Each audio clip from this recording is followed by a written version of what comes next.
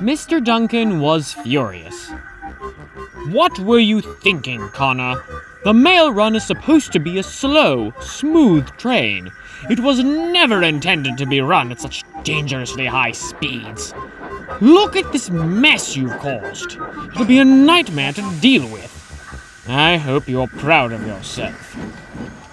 I'm sorry, sir. You had better be. 1601, take him away to the works at once. Yes, sir.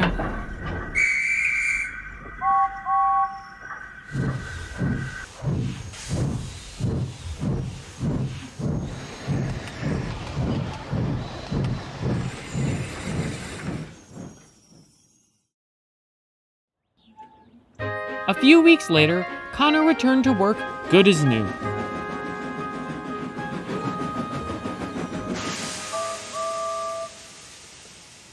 He hadn't had a moment's rest when a loud whistle filled the air. Penn raced by with a line of coaches. As he did so, he called out, "Wait right there!" Okay. A few minutes later, Penn returned. Okay, Connor, here's the deal. Mr. Duncan is busy right now, but he'll get to you when he returns later this evening. In the meantime, I need you covering the yards. Isn't that your job? Usually, yes. But since your accident, Mr. Duncan has been running free compensation trains that we've been rotating taking care of. Today, it's my turn. Now, I'm needed at the station. Good luck!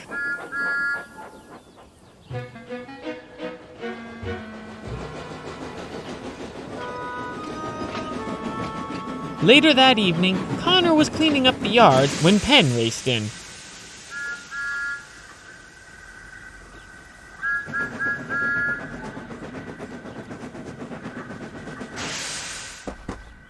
Connor! Connor knew that voice. Hello, sir. That's all you have for me? Not even an apology? Never mind, it doesn't matter. You should just be happy you didn't send the railway into financial ruin with your little escapade. Yes, sir. Now, I hope I can trust even you to manage the yards, Connor. Penn's decision to keep you here was a wise one. I and the other engines will be checking in on you frequently to ensure there are no further mishaps. Yes, sir. Well then, good night, Connor.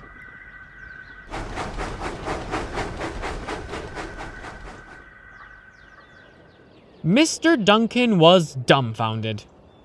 Over the past few weeks, Connor had stepped up tremendously. Though there had been a few hiccups, the streamliner was now just as careful and precise as Penn.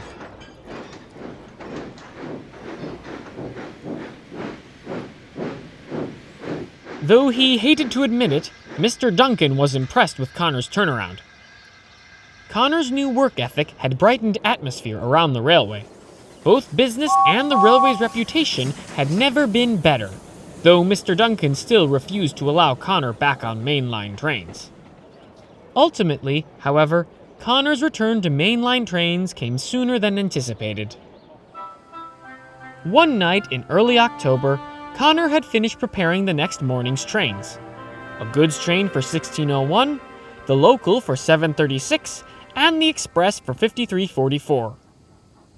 Right as he was about to leave, however, a guard's whistle could be heard loudly echoing over the yard. Wait! Stop! Hello, what can we help you with? The point-to-point! The what? Oh, right. You were out when it started. Basically, it's an important express that's a guaranteed connection with the other railway. The scheduled engine has broken down, and no one else is available. Who's scheduled? Donald, now, would you please come and take the train? I don't know. Mr. Duncan wasn't too keen on me ever pulling trains again. What part of guaranteed connection do you not understand? Once you've arrived at the other end of the line, we'll tell Mr. Duncan what's happened. Okay.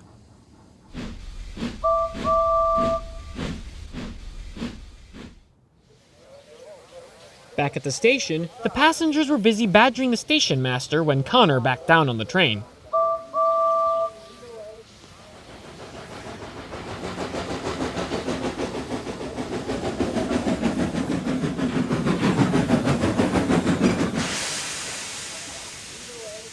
The passengers were so glad to have an engine, regardless of who it was, that they boarded at once.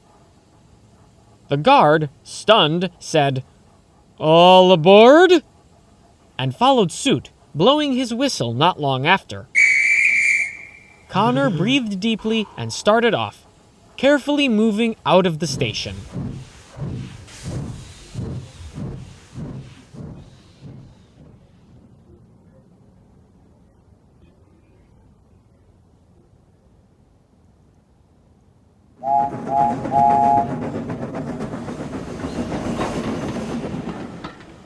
Mr. Duncan was just leaving his office when he received a call from the other railway. Good evening. You'd like to speak to me about what? Oh, of course. Your compliments to my streamliner? I'll be sure to pass them. Wait. That engine wasn't supposed to be on that train. Oh. I see. The passengers were so impressed with his performance that they want him back? And you share this sentiment? Huh. Well, thank you very much. I'll make the arrangements at once. To you as well.